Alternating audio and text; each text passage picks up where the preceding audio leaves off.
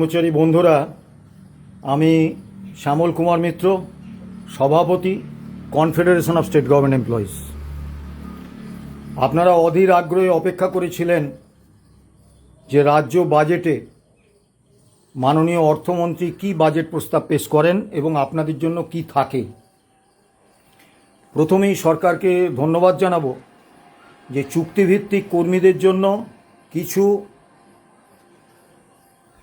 বেতন বৃদ্ধির ঘোষণা আছে, কিন্তু সেখানেও সবথেকে যারা ডাউন ট্রোডেন অর্থাৎ পঞ্চায়েতের ট্যাক্স কালেক্টর যারা 600 টাকা মাইনে পান, তাদের বেতন বৃদ্ধির কোনো ঘোষণা নেই। এবং জীবিকা সেবক যারা গত 9 বছর ধরে কোনো বেতন পাচ্ছেন না, তাদের সম্পর্কেও কোনো ঘোষণা নেই। মিড ডে মিল ওয়ার্কাররা 1666 টাকা মাসে বেতন পেতেন, তাদের 1000 টাকা বেতন বৃদ্ধি হয়েছে। এটা আরও বাড়ার দরকার ছিল।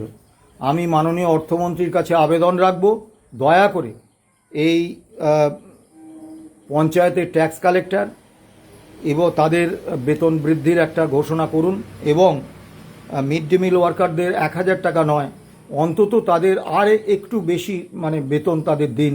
1666 টাকা তারা বেতন পায় মাসে, 1000 টাকা বাড়লে 2666 টাকা হবে। এই বাজারে তারা কিভাবে চালাবেন? আর জীবিকা সেবকরা আজকে 9 বছর ধরে বেতন পাচ্ছেন না।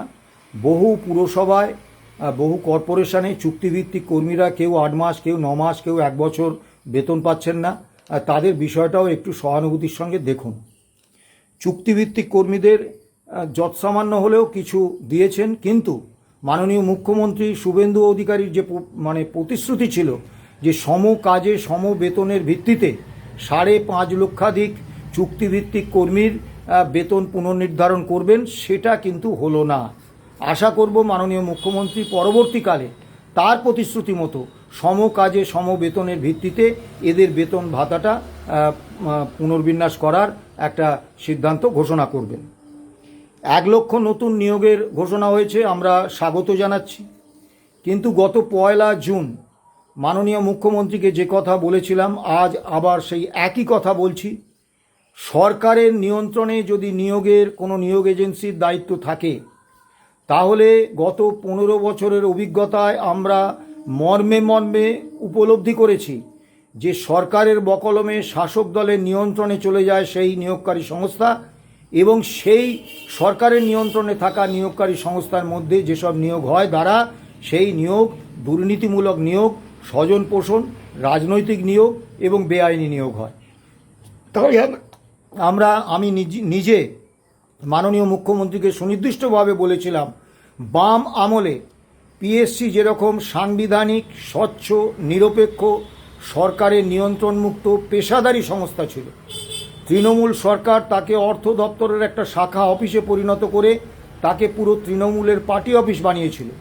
আপনারা পূর্বতন বামফ্রন্ট সরকারের সময়ে পিএসসি যেভাবে সরকারের নিয়ন্ত্রণমুক্ত, স্বচ্ছ, নিরপেক্ষ সংস্থা হিসেবে কাজ চালিয়েছেন, সেইভাবে পিএসসিকে পুনর্গঠিত করে এবং পিএসসির সম্প্রসারণ করে পিএসসির মাধ্যমে সমস্ত নিয়োগ করুন।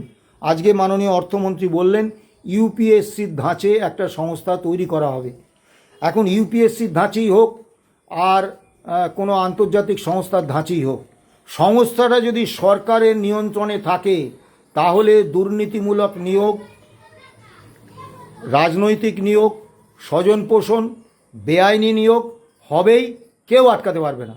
কাজেই আমি আবারও মাননীয় মুখ্যমন্ত্রী এবং মাননীয় অর্থমন্ত্রীর কাছে আবেদন রাখব, আপনারা দয়া করে সাংবিধানিক, নিরপেক্ষ, স্বচ্ছ, সরকারের নিয়ন্ত্রণমুক্ত সংস্থা হিসেবে পিএসসিকে পুনর্গঠিত করে সেই সংস্থার মাধ্যমে এই 1 লক্ষ নতুন নিয়োগ করুন। আমরা এই নিয়োগের ঘোষণাকে স্বাগত জানাচ্ছি। কিন্তু স্থায়ী রাজ্য কর্মীদের ক্ষেত্রে মাননীয় অর্থমন্ত্রী বাজেট প্রস্তাবে ঘোষণা করেছেন আগামী 1 অক্টোবর থেকে অতিরিক্ত 20% ডিএ কর্মচারীরা পাবেন। আমরা খুব হতাশ হয়েছি, তার কারণ আমাদের দীর্ঘদিনের দাবি, আমরা ডিএটা বা ডিয়ারনেস রিলিফটা সরকারের দয়া বা অনুকম্পা হিসেবে পেতে চাই না। আমরা all India consumer price index মেনে বছরে দুবার, ঠিক যেভাবে কেন্দ্রীয় সরকারি কর্মচারীরা, বেশিরভাগ রাজ্যের রাজ্য সরকারি কর্মচারীরা পেয়ে থাকেন, আমরাও অধিকার হিসেবে সেই ডিএটা পেতে চাই। দুর্ভাগ্য, আগামী 1 অক্টোবর থেকে 20% ডিএ ঘোষণা হয়েছে, অর্থাৎ প্রাপ্য হওয়ার দিন থেকে কিন্তু ঘোষণা হলো না। মানে এই বিষয়ে পূর্বতন সরকারের যা নীতি ছিল, বর্তমান সরকারও সেই একই নীতি নিয়ে চলছেন। অর্থাৎ যেদিন সরকারের মনে হবে, যেদিন মাননীয় মুখ্যমন্ত্রী বা অর্থমন্ত্রী সদিচ্ছার উদয় হবে, সেদিন তিনি একটা ডিএর ঘোষণা করবেন, সেটাও পরবর্তীকাল থেকে দেয়া হবে। আজকে 22শে জুন, আজকে ঘোষণা হলো, দেয়া হবে 1 অক্টোবর থেকে। এমনিতেই মাননীয় মুখ্যমন্ত্রী বলেছেন, 1 জুনের বৈঠকে সুনির্দিষ্টভাবে বলেছেন যে জানুয়ারি 2027 থেকে 7ম রাজ্য বেতন কমিশনের সুপারিশকৃত বেতন এবং ভাতা রাজ্য কর্মীরা পেয়ে যাবেন। যদিও তার নির্বাচনী প্রতিশ্রুতি ছিল যে 45 দিনের মধ্যে 7ম রাজ্য বেতন কমিশনের যে বেতন এবং ভাতা হবে, সেই বেতন ভাতা এবং পেনশন রাজ্য কর্মীরা পাবেন। এবং তিনি 8ম রাজ্য বেতন কমিশনের কথাও বলেছিলেন, যদিও এই বেতন কমিশন সম্পর্কে সম্যক ধারণা না থাকার কারণেই বলেছিলেন, কারণ 6ষ্ঠ বেতন কমিশন শেষ হয়েছে গত 2025 সালের 31শে ডিসেম্বর। 7ম বেতন কমিশনের কার্যকালের মেয়াদ হচ্ছে 1/1/2026 থেকে 31/12/2025। কাজেই 31/12/2025 পর্যন্ত এই 7ম রাজ্য বেতন কমিশনের কার্যকালের মেয়াদে 8ম রাজ্য বেতন কমিশন হয় না। আসলে উনি যেটাতে বিভ্রান্ত হয়েছেন, পশ্চিমবাংলায় একটা পে কমিটি হয়েছিল, সে কারণে পশ্চিমবাংলার 7ম রাজ্য বেতন কমিশন আর কেন্দ্রের 8ম রাজ্য বেতন কমিশন সমতুল।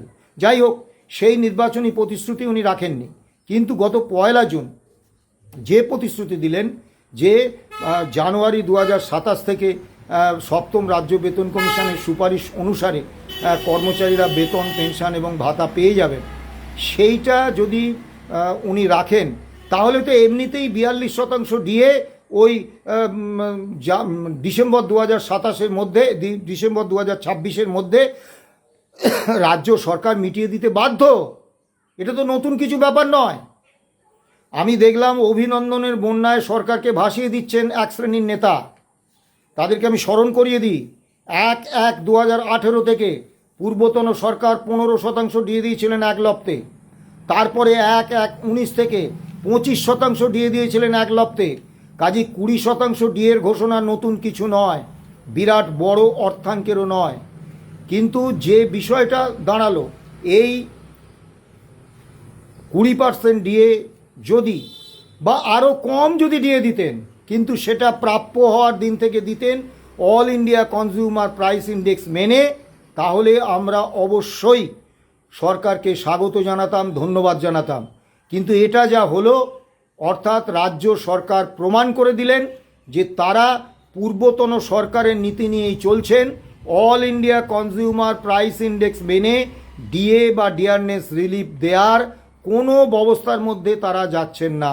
এই কারণেই গত 1 জুন মাননীয় মুখ্যমন্ত্রীকে আমি বারবার বলেছিলাম যে আমরা আপনার সদিচ্ছার উপর নির্ভর করে ডিএ বা ডিয়ারনেস রিলিফ পেতে চাই না।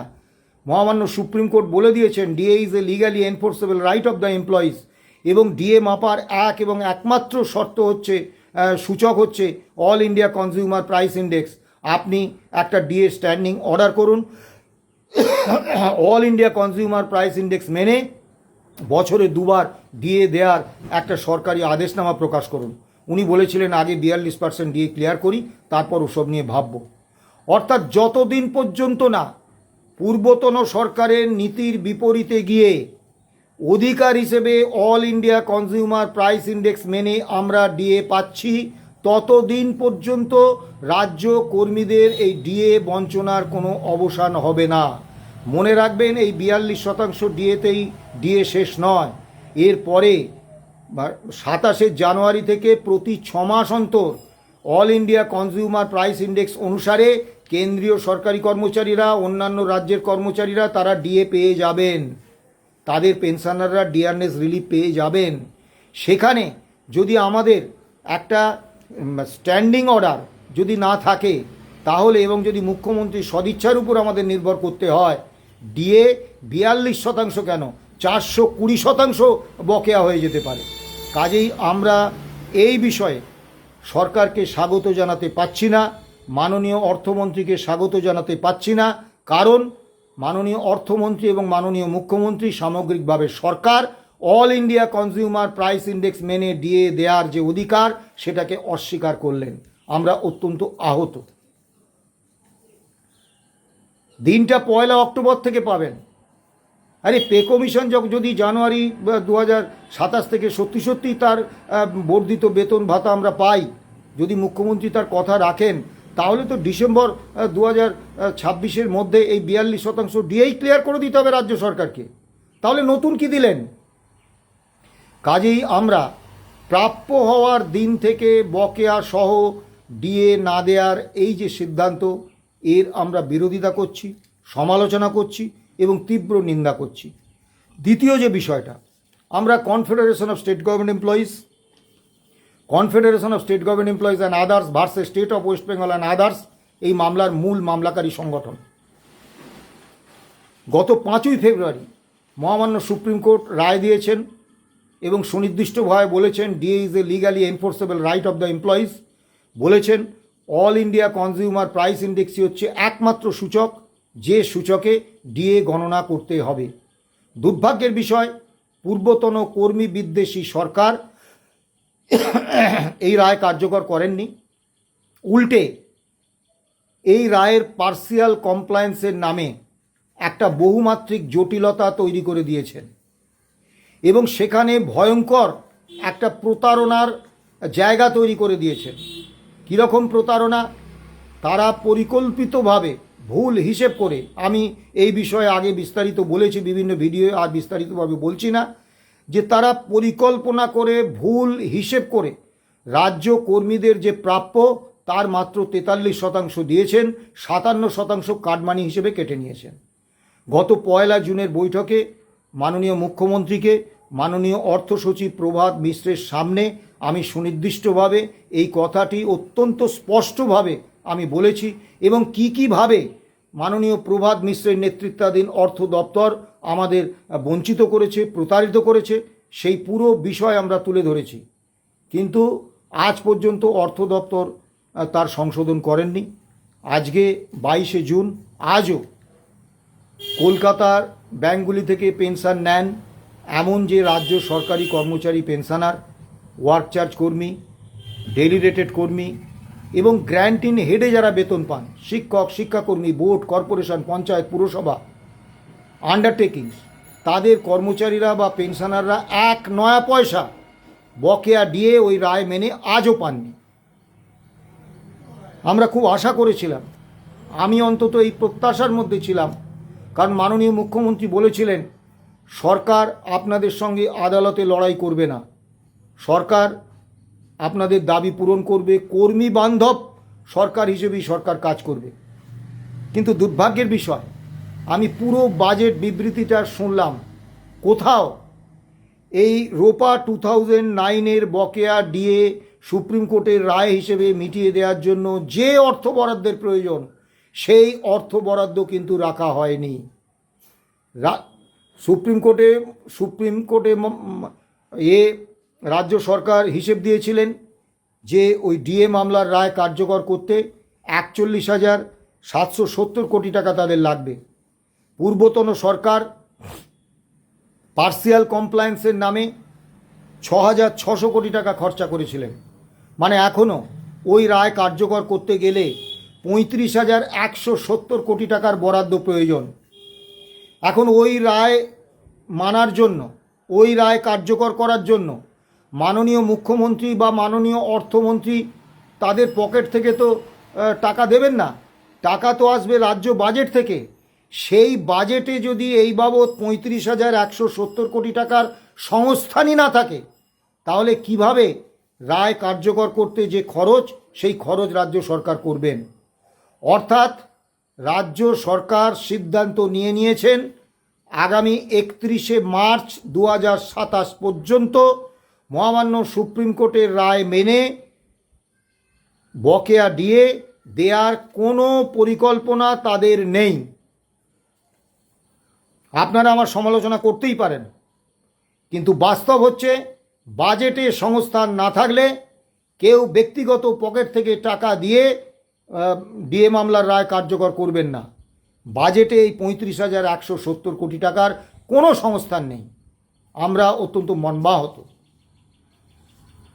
আরেকটি বিষয় আমাকে আহত করেছে, সেটা এই ডিএ বা এ সংক্রান্ত নয়, সেটা হচ্ছে পূর্বতন সরকারের সময়ে অস্বাভাবিকভাবে মন্ত্রী এবং বিধায়কদের বেতন ভাতা ইত্যাদি বাড়িয়েছিলেন পূর্বতন সরকার।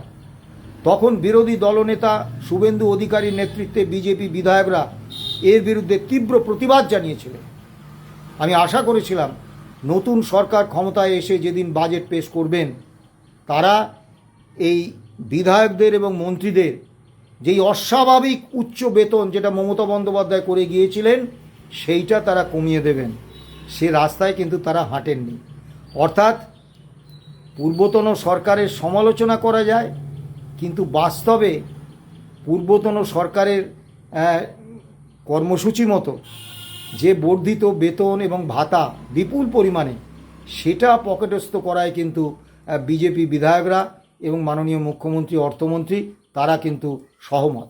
এবারে আসুন, প্রতিশ্রুতি ছিল নির্বাচনী প্রতিশ্রুতি যে 45 দিনের মধ্যে, ক্ষমতায় আসার 45 দিনের মধ্যে মহামান্য এই সপ্তম বেতন কমিশনের সুপারিশকৃত বেতন এবং ভাতা এবং পেনশন আমরা পেয়ে যাব, নগদে পেয়ে যাব। এখন মুশকিল হচ্ছে মাননীয় মুখ্যমন্ত্রী এই প্রতিশ্রুতি বারবার দিয়েছেন, একবার নয়। এখন মুশকিল হচ্ছে, অনেকে বলবেন আরে পে কমিশন না বসলে কি করে তার সুপারিশ অনুসারে দেবে। পে কমিশন নামে একটি স্বশাসিত সংস্থা, কিন্তু পে কমিশন কার্যত যে সরকার শাসন ক্ষমতায় থাকে তার শাসক দলের নির্দেশ অনুসারে কাজ করে। এই বেতনটা কত গুণ বাড়বে, 2.57 না 2.52, এই গুণকটা কিন্তু ঠিক করে দেন সরকার। কাজেই পে কমিশন বসিয়ে কর্মী বঞ্চনাটাকে শুধু দীর্ঘায়িত করা হয়। সদিচ্ছা যদি থাকতো 45 দিনের মধ্যে ওই সপ্তম বেতন কমিশনের সুপারিশকৃত বেতন দেওয়ার, তাহলে রাজ্য সরকার জানেন তারা পে কমিশনকে কত গুণিতকে ওই পূর্বতন যে বেসিক রয়েছে সেটাকে গুণ করে নতুন বেতনক্রম করবেন। সেটা বলে দিলেই ওয়ান ম্যান একটা পে কমিটি করলেই এই 45 দিনের মধ্যে দেয়া যেত। আসলে সেই সদিচ্ছাটা তাদের ছিল না। এবারে মাননীয় মুখ্যমন্ত্রী বললেন 1 জুনের বৈঠকে সুনির্দিষ্টভাবে আপনারা 2027 জানুয়ারি মাসের মধ্যে এই সপ্তম পে কমিশনের সুপারিশকৃত বেতন ভাতা আপনারা পেয়ে যাবেন, হাতে পেয়ে যাবেন। তাহলে ডিসেম্বর 2026 মধ্যে সুপারিশ জমা দিতে হবে পে কমিশনকে, কারণ তারপরে রোপা 2020 তো তৈরি হবে, তার জন্য তো একটু সময় দিতে হবে। রোপা 2020 তৈরি হলে, সেটা বিধানসভায় পাশ হলে তারপর তো আমরা সেই রোপা 20 অনুসারে বেতন ভাতা পেনশন পাবো। এখনও পর্যন্ত আজকে আমি খুব আশায় ছিলাম, পুরো বাজেট স্পিচটা আমি শুনেছি, যার জন্যে আপনাদের সামনে আসতে দেরি হলো। কোথাও পে কমিশন নিয়ে একটা শব্দ নেই। আজকে 22শে জুন, পে কমিশনের চেয়ারম্যানের নাম ঘোষণা হয়নি, অন্যান্য সদস্যদের নাম ঘোষণা হয়নি, পে কমিশনের টার্মস অ্যান্ড কন্ডিশনস ঘোষণা হয়নি, পে কমিশনে অফিস কোথায় হবে ঘোষণা হয়নি, তার কর্মী, তার পরিকাঠামো, তার অফিসার কিচ্ছু দেওয়া হয়নি। এবারে পশ্চিমবাংলায় অসংখ্য কর্মী সংগঠন, তারা প্রত্যেকে পে কমিশনে স্মারকলিপি দেবেন, মেমোরেন্ডাম দেবেন। সেই মেমোরেন্ডাম পে কমিশন জমা নেবে এবং সেই মেমোরেন্ডাম অনুসারে সংগঠনগুলোকে ডেকে আলোচনা করবে। যদি ধরে নিই তর্কের খাতিরে একদিনে 4টে করে সংগঠনকে ডেকে আলোচনা করবে, তাহলেও কোনোভাবে নভেম্বর 2026 মধ্যে পে কমিশনের কাজ গুটিয়ে আনা সম্ভব নয়, বাস্তবে সম্ভব নয়। কাজেই 2027 মধ্যে এবং আজকে বাজেট বিবৃতির দিনে এই পে কমিশন সংক্রান্ত কোনো ঘোষণা নেই, কোনো বক্তব্য নেই। পে কমিশনটা কিন্তু এখনো ঘোষণার স্তরেই আছে। সরকার নতুন এসেছে, সরকারের অযথা সমালোচনা করার কোনো মনোবাসনা আমার নেই। আমি শুধু বাস্তব তথ্যটা তুলে ধরতে চাইছি। বাস্তব পরিস্থিতি হচ্ছে, যতক্ষণ না বাজেটে এই ৩৫,১৭০ কোটি টাকা রোপা 2009-এর বকেয়া ডিএ মেটানোর জন্য থাকছে, ততক্ষণ পর্যন্ত ওই রায় কার্যকর করে বকেয়া ডিএ বা ডিয়ারনেস রিলিফ দেওয়ার কোনো সুযোগ কিন্তু থাকছে না। কাজেই মার্চ 2027 পর্যন্ত এই বকেয়া ডিএ দেওয়ার যে কার্যক্রম, সেটা যে রাজ্য সরকার পিছিয়ে নিয়ে যাবেন, এ ব্যাপারে আমার মনে কোনো অন্তত সন্দেহ নেই। আবার সুপ্রিম কোর্ট এই বিষয়ে নজরদারির জন্য কোর্ট অফ ফাইনাল আরবিট্রেশন হিসেবে মাননীয় বিচারপতি মালহোত্রা, ইন্দু মালহোত্রার নেতৃত্বে কমিটি করে দিয়েছিলেন। সেই কমিটির কাজেও আমরা চূড়ান্ত হতাশ। তারা একতরফাভাবে শুধু রাজ্য সরকারের সঙ্গে একের পর এক বৈঠক করে তারা পূর্বতন সরকারের আমলে রাজ্য সরকারকে একের পর এক বিভ্রান্তিমূলক, কর্মী বঞ্চনামূলক সুপ্রিম কোর্টের রায়ের বিপরীত অর্ডার বার করতে তারা সহমত হয়েছেন। যখন সুপ্রিম কোর্টে আমাদের আইনজীবী এই বিষয়টা তোলেন, বিকাশ রঞ্জন ভট্টাচার্য, তখন সুপ্রিম কোর্টের নির্দেশে আমাদের 3 দিন ডাকা হয়, 27 এপ্রিল, 24 এপ্রিল, 27 এপ্রিল এবং 1 মে। 24 এপ্রিল এবং 1 মের বৈঠক বাতিল হয়ে যায় কেন আমরা জানি না।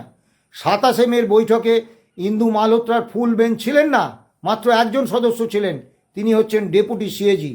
এবং সেই সভায় কোনো মিনিটস আজ পর্যন্ত আমাদের দেয়া হয়নি। সেখানে আমরা যে বিষয়গুলো উত্থাপন করেছিলাম, প্রতিটি বিষয় আমরা উত্থাপন করেছিলাম, একটি বিষয়েরও কোনো সদুত্তর ডেপুটি সিএজি দেননি। এবং আজ পর্যন্ত মালহোত্রা কমিশন আর আমাদের ডাকেননি। কাজেই মালহোত্রা কমিশনের উপর আমাদের আর কোনো আস্থা ভরসা নেই। স্বাভাবিকভাবে আগামী 22 জুলাই মামলার দিন, এর মধ্যে যে আমরা মেনশন করব সে সুযোগও নেই, কারণ এখন ছুটি চলছে। মাননীয় বিচারপতিরা অত্যন্ত গুরুতর কাজ করেন, তাই সুপ্রিম কোর্ট, হাইকোর্টে 135 দিন, 140 দিন বছরে ছুটি থাকে। তা এখন ছুটি মেনশন করে কোনো লাভ নেই। আমরা 22 জুলাই সুপ্রিম কোর্টে আমাদের বক্তব্য জানাবো, কি হবে দেখব। একটা কথা অত্যন্ত সুনির্দিষ্টভাবে বলি, নতুন সরকারকে আনার জন্য আমাদের মধ্যেই অনেকে প্রবল উৎসাহে ঝাঁপিয়ে পড়েছিলেন। কেউ কেউ তো আবার 83 লক্ষ ভোট নিশ্চিত করে দিয়েছিলেন। আজকেও দেখলাম তারা সরকারকে সব অভিনন্দন জানাচ্ছে। কিন্তু আমার কথা শুনুন, আমার কথা যুক্তি দিয়ে বুঝুন যে 1 অক্টোবর থেকে এই 20% ডিএ ঘোষণা করা হয়েছে, আপনারা পাবেন নভেম্বর মাসে।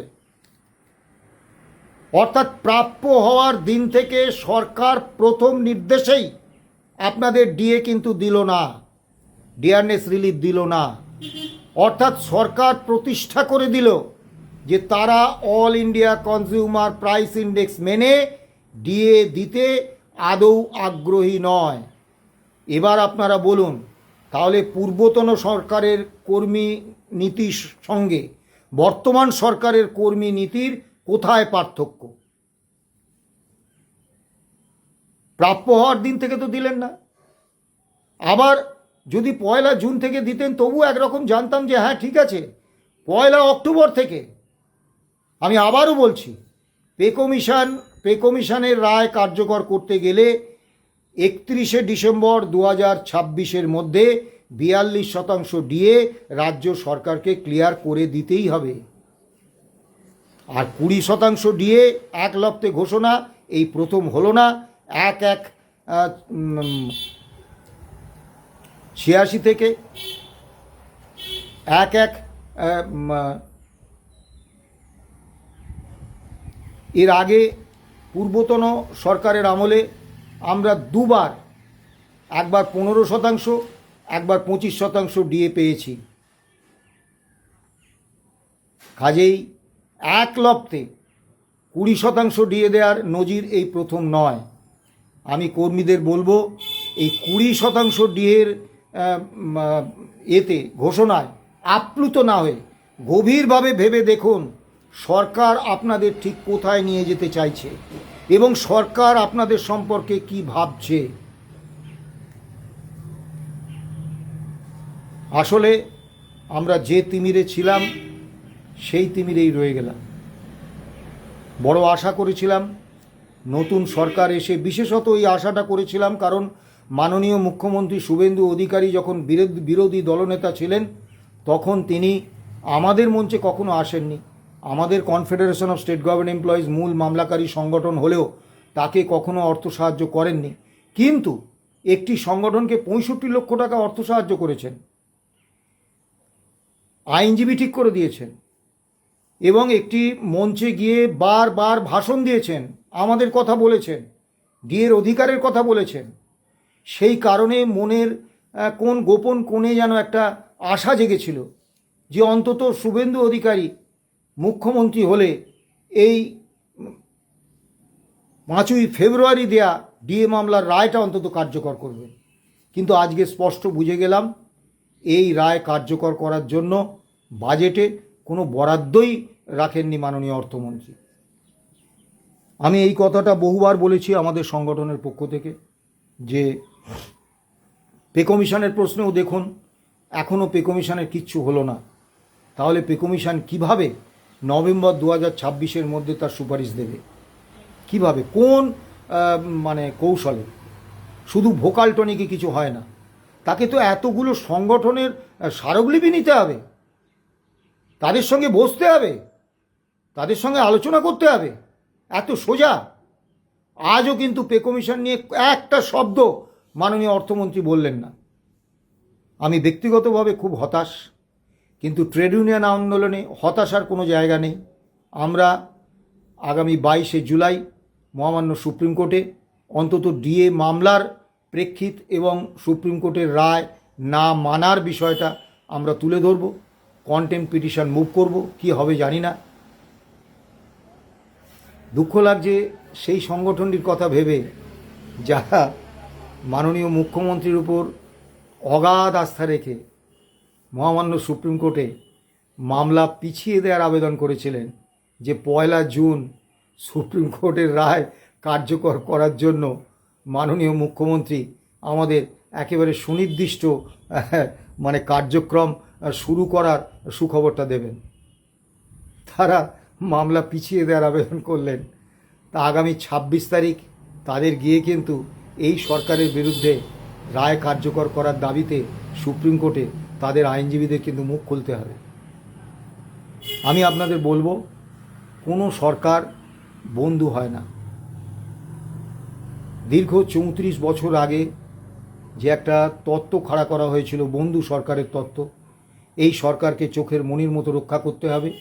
তারপরে দশকের পর দশক ধরে এই একই তত্ত্ব চলে আসছে। গত 15 বছর আগে ছিল চোখের মণির মতো রক্ষা করার স্বঘোষিত দায়বদ্ধতা, গত 15 বছরে আবার পেটের লিভারের মতো রক্ষায় স্বঘোষিত দায়বদ্ধতা ছিল। আজকে নতুন সরকার আসার সঙ্গে সঙ্গে আমরা দেখছি ডজনখানেক সংগঠন তারা এই সরকারকে রক্ষার স্বঘোষিত দায়বদ্ধতা নিয়ে সরকারের উপর বিপুল পরিমাণে আস্থা ভরসা করে ফেলছেন। আজকেও দেখুন, আমি ফেসবুক খুলেই দেখলাম অভিনন্দনের বন্যায় ভাসিয়ে দেওয়া হচ্ছে, কিন্তু বাস্তবে রাজ্য সরকার স্থায়ী রাজ্য কর্মীদের সঙ্গে একটা নিষ্ঠুর রসিকতা করলেন। আমরা যে তিমিরে ছিলাম সেই তিমিরেই রয়ে গেলাম এবং এটা স্পষ্ট হয়ে গেল যে এই সরকারও পূর্বতন সরকারের মতো অল ইন্ডিয়া কনজিউমার প্রাইস ইন্ডেক্সকে স্বীকৃতি দিলেন না। All India consumer price index মেনে ডিএ পাওয়াটাকে অধিকার হিসেবে মেনে নিলেন না। এই সরকারের কাছেও বিষয়টা দয়ার দান হিসেবেই থেকে গেল। কাজেই আমাদের আইনি লড়াইটা যেমন লড়তে হবে, তেমনি ঐক্যবদ্ধ কর্মী পক্ষ তৈরি করে সরকারের হাত থেকে দাবি ছিনিয়ে আনতে হবে। আন্দোলন ছাড়া, লড়াই ছাড়া কিছু পাওয়ার কোনো সুযোগ নেই। আর মানবিকতার কথা বলবেন, ওসব বাদ দিন। পেনশনারদের সম্পর্কে কটা লোক কতজন জানে? বেশ বড় সংখ্যায় পেনশনারদের পেনশন হচ্ছে 1,000 টাকা। একটা বড় অংশ পেনশন পান 5,000 টাকার নিচে, আর একটা অংশ পেনশন পান 10,000 টাকার নিচে। এই বিপুল দুর্মূল্যের বাজারে ওষুধপত্রের দাম, জিনিসপত্রের দাম, তারা মানে সংসার চালানো তো দূরের কথা, একবেলার ডাল ভাতটুকু জোগাড় করতে পারেন না। বহু পেনশনের বয়স হয়ে গেছে। আমাদের এই মামলা পিটিশনার যারা ছিলেন, তার মধ্যে আমাদের সংগঠনের ট্রেজারার ইন্দ্রনীল মিত্র, তিনি প্রয়াত হয়েছেন। যে সাহসী মানুষটির জন্য আমরা বিকাশ রঞ্জন ভট্টাচার্য, ফিরদৌস শামীম, গোপা বিশ্বাসকে এই মামলায় যুক্ত করতে পেরেছিলাম, সেই স্বপন দে অর্থ দপ্তরের কর্মী, তিনি প্রয়াত হয়েছেন 11 বছর আগে। 2016 সালে যখন আমরা মামলা করেছিলাম, তখন যারা আমাদের সঙ্গে ছিলেন, আজকে তাদের মধ্যে অসংখ্য মানুষ তারা আমাদের ছেড়ে চলে গেছেন, প্রয়াত হয়েছেন। প্রায় প্রতিদিনই খবর পাচ্ছি আজকে অমুক জেলায় অমুক পেনশনার মারা গেছেন, তমুক জেলায় তমুক কর্মচারী মারা গেছেন। তাদের হক পাওনার টাকা আগের সরকার, মমতা বন্দ্যোপাধ্যায় সরকার একেবারে মানে ডাকাতি করে নিয়েছিলেন তাদের হক পাওনার টাকাটা। সেই টাকাটা অন্তত পেনশনারদের কাছে পৌঁছে দেওয়ার এইটুকু মানবিকতা আজকে আমরা কিন্তু দেখতে পাচ্ছি না। আবার দেখলাম এক বরিষ্ঠ নেতা বলেছেন ব্যুরোক্রেসি চক্রান্ত করছে, আমলারা এই ভুল হিসেব সংশোধন করতে চাইছে না, আমলারা এই কলকাতা কর্পোরেশন এলাকায় যে সমস্ত পেনশনার, সরকারি পেনশনার পেনশন পান, তাদের পেনশনটা ডিসবার্স করছে না, তাদের বকেয়া ডিএটা ডিসবার্স করছে না, গ্র্যান্ট ইন এডের কর্মচারীদের জন্য অর্ডার তৈরি করছে না। এগুলো সব হাস্যকর কথা। ব্যুরোক্রেসি সর্বদা কাজ করে সরকারের চিফ পলিটিক্যাল এক্সিকিউটিভের নির্দেশে। শাসক দলের রাজনৈতিক নির্দেশ ছাড়া কখনো আমলাতন্ত্র কোনো সিদ্ধান্ত নেয় না। আজকে এই অর্থ দপ্তরের আমলাদের উপর পূর্বতন সরকারের চিফ পলিটিক্যাল এক্সিকিউটিভ মমতা বন্দ্যোপাধ্যায়ের নির্দেশ ছিল যে তোমরা পরিকল্পিতভাবে ভুল করে কর্মচারীদের কম টাকা দাও, তাই তারা 57% কম টাকা দিয়েছেন। মমতা ব্যানার্জির নির্দেশ ছিল রায় কার্যকর করা যাবে না, বিভিন্ন রকম জটিলতা তৈরি করে বহুমাত্রিক জটিলতার একটা আবর্তে মামলাকারী সংগঠনগুলোকে ঢুকিয়ে দাও। তারা সেই পলিটিক্যাল এক্সিকিউটিভ মমতা বন্দ্যোপাধ্যায়ের নির্দেশ মেনে এই কাজটি করেছিলেন।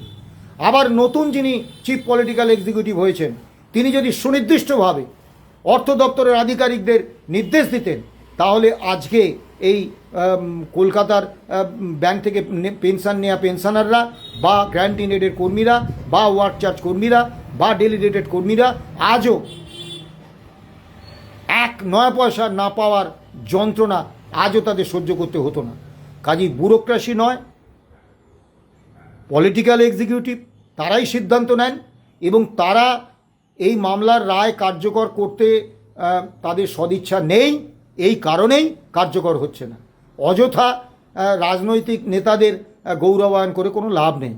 সবশেষে একটা কথাই বলবো, আন্দোলন, লড়াই, ঐক্যবদ্ধ কর্মী পক্ষ হিসেবে সরকারের কাছে নিজেদের উপস্থাপিত করার ছাড়া অন্য কোনোভাবে আমরা ডিএর অধিকার, all India consumer price index মেনে পাওয়ার অধিকার আমরা পাবো না।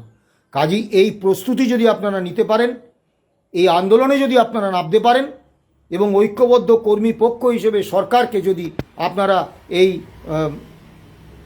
দিতে বাধ্য করতে পারেন, তাহলেই একমাত্র আমরা all India consumer price index মেনে ডিএ পাবো। পে কমিশন সময় মতো তার সুপারিশ জমা দেবে, সেই সুপারিশ কার্যকর হবে। অন্যথায় আমাদের শুধু এই বঞ্চনার গাথা গেয়ে যেতে হবে। ভালো থাকবেন, সুস্থ থাকবেন, নমস্কার।